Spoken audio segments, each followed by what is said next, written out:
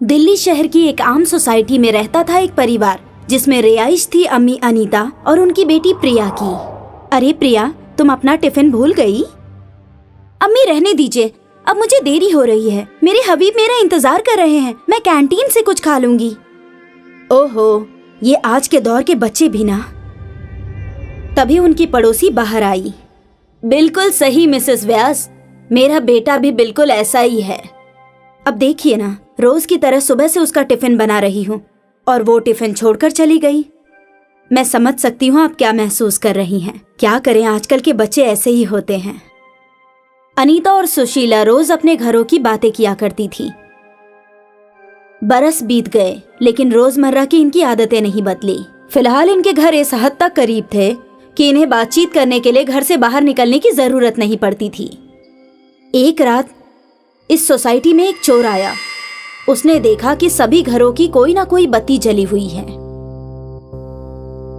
लगता है ये लोग अभी तक जगे हुए हैं। बेहतर है मुझे बाद में आना चाहिए। और फिर तभी उसकी नजर अनीता के घर पर पड़ी।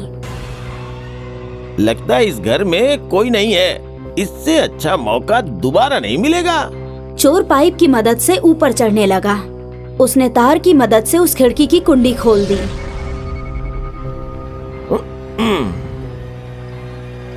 मगर जैसे ही वो अंदर गया तो हैरत ज़दा होकर उसकी आंखें खुली रह गईं। उसके आंखों के सामने सुनीता और प्रिया की लाश पड़ी हुई थी। घबराहट से उसे समझ नहीं आया कि वो क्या करे। चोर वापस पाइप की राह से नीचे उतरा और सरपट भागने लगा। वो भागते हुए पुलिस स्टेशन गया और वहाँ के इंस्पेक्टर को सब कुछ बता दिया। हो सकता है चोरी के दौरान तुमने ही उन दोनों का कत्ल कर दिया हो और अब खुद को महफूज रखने के लिए हमारे पास आ गए। नहीं जनाब, ऐसा कुछ नहीं है। उन लाशों को देखकर मैं खौफजदा हो गया था और सीधे आपके पास आ गया। मैं चोर हूँ जनाब, कातिल नहीं। इसको गिरफ्तार कर लो हवलदार। चोर को कैद खाने में डालकर इंस्पेक्टर और हवलदार अनीता के घर की तरफ निकल पड़े। वहां पहुंचकर इंस्पेक्टर ने पंचनामा शुरू कर दिया। अगले दिन इंस्पेक्टर फॉरेंसिक माहिर से मिलने गए। जनाब, इन दोनों की मौत को 3 माह गुजर चुके हैं। क्या? इनका इंतकाल 3 महीने पहले हो चुका है और इनकी लाशों से बदबू भी नहीं आ रही? यही तो मेरे भी समझ से परे है जनाब। अभी तक तो इन लाशों का गलना शुरू हो जाना चाहिए था। और मरने की वजह? चाकू से। प्रिया को किसी और ने चाकू मारा है और अनीता ने खुद को चाकू मारा। ऐसा भी तो हो सकता है कि अनीता ने प्रिया को चाकू मारने के बाद खुद को मार लिया हो। हाँ, इसकी उम्मीद काफी हद तक सही है। बेहतर है जनाब। यहाँ से निकलकर इंस्पेक्टर सुशीला के घर पहुंचे। जनाब, उन दोनों का कत्ल किसने किया? इसका ही तो पता लगाना है। खैर ये बताइए कि 3 माह से आपके पड़ोस का घर बंद है, तो क्या आप लोगों को शक नहीं हुआ? नहीं जनाब, कल तक तो सब कुछ ठीक था। सब ठीक था? कल ही तो मेरी गुफ्तगू मोहतरमा व्यास से हुई थी। क्या? ये कैसे मुमकिन है? उन दोनों की मौत हुए 3 माह गुजर चुके हैं। क्या? नहीं जनाब, आप चाहें तो किसी से पूछ लीजिए। वो दोनों कल तक तो जिंदा थी और कल मैंने प्रिया को भी देखा था। ये सब सुनने के बाद इंस्पेक्टर के होशो हवास गुम हो गए। उसे समझ नहीं आ रहा था कि ये मुमकिन कैसे हो सकता है। इंस्पेक्टर ने जब और मोहल्ले वालों से पूछताछ की तो सभी का यही कहना था कि वो दोनों कल तक जिंदा थीं। कुछ दिन गुजरने के बाद जब इंस्पेक्टर कोतवाली में थे, तभी सुशीला वहां आई। जनाब, कुछ तो गड़बड़ है। क्यों? क्या हो गया? आज भी उस घर की बत्तियां जल रही थी और अगरबत्ती की खुशबू आ रही थी। ऐसे महसूस हो रहा है जैसे कोई वहां है, पर ना जाने कौन है। लेकिन हमने तो वो घर पर मोहर मारी हुई है। जनाब, आप खुद ही पता लगा लीजिए। ठीक है, आज रात मैं खुद वहां आऊंगा। सुशीला वहां से चली गई और इंस्पेक्टर अजीब सी कश्मकश में फंस गया। उस रात हवलदार और इंस्पेक्टर घर से कुछ दूरी पर अपनी जीप लगाकर बैठे थे। जनाब, अब तक तो सब ठीक ही लग रहा है और वैसे भी हमने घर पे मोहर मारी हुई है। आखिर कोई अंदर कैसे जा सकता है? ये मामला कुछ अजीबोगरीब है। मौत के 3 माह गुजर चुके हैं पर लोगों का कहना है कि वो लोग जिंदा थे। कुछ तो गड़बड़ है संजय, हमें पता लगाना ही पड़ेगा। ठीक है जनाब, आप मुनासिब समझे तो सो जाइए, मेरी नजर है उस घर के ऊपर। नहीं संजय, इस मामले ने मेरी नींद उड़ा दी है, अब नींद आना मुश्किल है। तो चलिए जनाब, आप और मैं दोनों मोबाइल पर सांप और सीढ़ी का खेल खेलते हैं। ये अच्छा ख्याल है, हमारे जगने के साथ ही तफरीह भी हो जाएगी। इंस्पेक्टर और हवलदार फोन पर सांप सीढ़ी का खेल खेल ही रहे थे, तभी अनीता के घर की बत्तियां जल उठी। वो देखो संजय। बत्तियां कैसे जल उठी? दोनों जीप से बाहर आकर खड़े हो गए और तभी अनीता अपने घर से बाहर आई। ये देखकर दोनों के होश हवास उड़ गए और हवलदार बौखलाकर गिर पड़ा। संजय, संजय, उठो संजय। भूत, भूत, जनाब भूत। इंस्पेक्टर ने हवलदार को जीप में बिठाया और खुद अनीता के घर की ओर चल पड़ा। इंस्पेक्टर ने घर का ताला खोला और अंदर दाखिल हुआ। अंदर दाखिल होते ही उसे जोर जोर से किसी के झगड़ने की आवाज आ रही थी। मैंने बताया ना प्रिया, वो लड़का तुम्हारे लिए बेहतर नहीं है। अम्मी, मैं उससे मोहब्बत करती हूँ और उसी से निकाह करूंगी। क्या इसी वक्त के लिए मैंने तुम्हें बेहतर परवरिश देकर इतना बड़ा किया? वो मैं नहीं जानती। उस बंदे का 3 बार निकाह हो चुका है और 3 तलाक भी हो चुका है।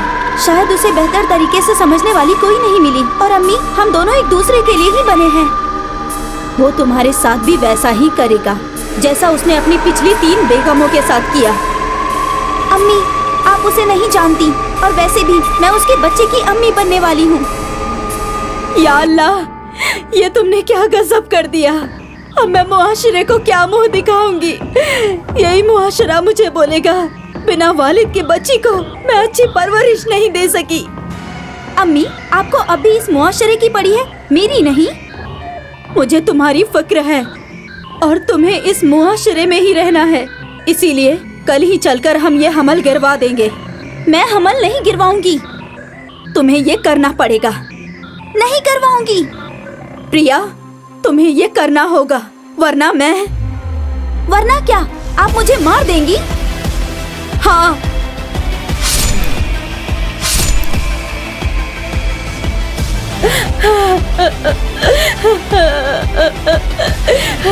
मेरी प्यारी बच्ची।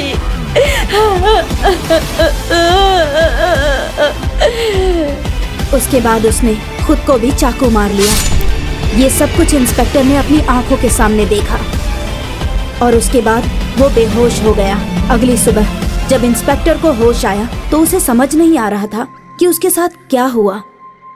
उसे ये तो समझ आ चुका था कि कत्ल कैसे और क्यों हुआ, मगर वो इस कश्मकश में था कि वो फाइल में क्या लिखता, कि उसे ये तफसील भूतों ने दी है। अब भी इस घर में अक्सर उनके झगड़ों की आवाज आती है और इस खौफ की वजह से लोग अपने घरों से बाहर नहीं निकलते और अब ये घर दिल्ली शहर के खौफनाक शहर में शुमार होता है।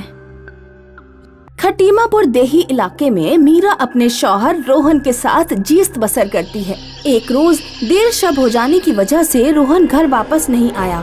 मीरा मुस्तकिल रोहन का फोन लगाने की कोशिश कर रही थी, लेकिन फोन नहीं लग रहा था। मीरा काफी परेशान होकर पड़ोस वाली शांति के घर जाती है। शांति बहन, मेरे शौहर अभी तक घर नहीं आए हैं, ना ही उनसे कोई राब्ता कायम हो पा रहा है। क्या तुम्हारे शौहर मनोहर दवाखाने वाली राह से आते हैं? हाँ, क्या हुआ? जल्दी चलो, मैं अभी गाड़ी निकालती हूँ। लेकिन हुआ क्या? दवाखाने वाली उस राह पर एक रूह भटकती रहती है। ऐसा सुना है कि वो बशर का दिल निकाल लेती है। शांति और मीरा अपनी कार से दवाखाने की राह पर निकलते हैं। उधर रोहन के दवाखाने वाली राह पर कार भी खराब हो जाती है। ये रोड कितनी सुनसान है, किससे मदद मांगूं? फोन में बैटरी भी खत्म हो चुकी है। तभी एक रूह रोहन के सामने आती है। तेरी गाड़ी मैंने खराब की है, अब मैं तेरा दिल निकाल लूंगी। रोहन खौफजदा होकर बेहोश हो जाता है। रूह अपने हाथ से रोहन के सीने का दिल निकालने वाली होती है कि तभी मीरा और शांति कार से पहुंच जाते हैं। शांति चुड़ैल पर आबे जमजम का पानी छिड़कती है। आ जा रही हूँ, लेकिन जैसे ही मौका मिलेगा वापस आऊंगी। ऐसा कहकर रूह वहाँ से गायब हो जाती है। मीरा रोहन के मुंह पर पानी छिड़कती है। रोहन को होश आ जाता है। तीनों लोग घर पहुँचते हैं। बहन, वो रूह लोगों का दिल क्यों निकालती है? 8 साल गुज़िश्ता लम्हों की बात है। मनोहर के दवाखाने वाली राह पर एक शादीशुदा जोड़े का एक्सीडेंट हो गया था। लड़की पूरी शिद्दत से लड़के को अस्पताल लेकर पहुंची। लड़का जिंदा था, लेकिन डॉक्टर ने चालाकी से लड़के को मुर्दा साबित कर दिया और लड़के का दिल निकालकर अंग तस्करों को बेच दिया। लड़की ने दवाखाने वालों पर केस किया, लेकिन केस हार गई। अपने शौहर को खो देने और इंसाफ न मिलने के कारण उसने फांसी लगा ली। तभी से उसकी रूह दवाखाने की राह पर भटकती रहती है।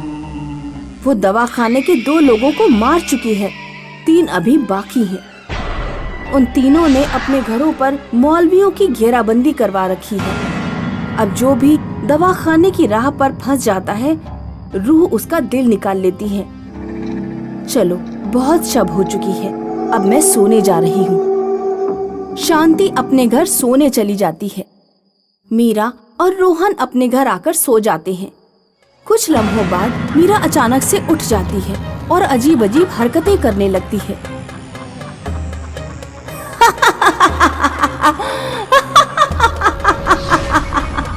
रोहन घबराकर उठ बैठता है। मीरा, मीरा ये क्या कर रही हो? क्या हो गया है तुम्हें? मीरा टेबल पर पड़ा हुआ चाकू उठाती है और रोहन पर हमला करने के लिए जाती है। तू उस लम्हे तो मुझसे बच गया था, लेकिन अब नहीं बचेगा। रोहन दौड़कर कमरे के बाहर जाता है और मीरा को कमरे में बंद कर देता है। मीरा कमरे के अंदर दहशताना तरीके से चीखती चिल्लाती है। रोहन शांति का दरवाजा खटखटाता है। शांति दरवाजा खोलती है। शांति बहन, मीरा को अचानक पता नहीं क्या हो गया, वो मुझ पर हमला कर रही है। लगता है कि दवाखाने की रूह मीरा के जिस्म में आ गई है। मैं अभी फोन करके मौलवी को बुलाती हूँ। शांति फोन करती है और मौलवी को घर बुलाती है। कुछ लम्हों बाद मौलवी आता है और दरवाजा खोलता है। कौन है तू और इन लोगों को क्यों सता रही है? चुप कर बुड्ढे, कुछ नहीं बताऊंगी तुझे। अगर नहीं बताएगी तो मैं तुझे दुआ पढ़ के खत्म कर दूंगा। मैं अल्पना हूँ। उन डॉक्टर्स ने मेरे शौहर को छीन लिया। हम दोनों एक दूसरे से बेइंतहा मोहब्बत करते थे।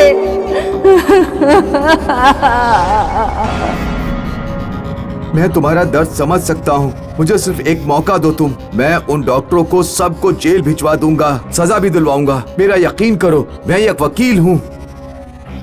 जब आज तक मुझे इंसाफ नहीं मिला, तो अब क्या मिलेगा?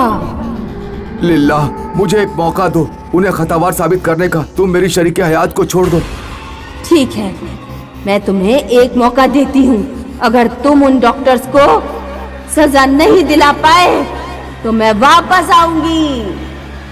इतना कहकर रूह मीरा के जिस्म को छोड़ देती है। रोहन दवाखाने के डॉक्टर्स के खिलाफ केस लड़ता है और तीनों डॉक्टर्स को फांसी की सजा दिलवाता है।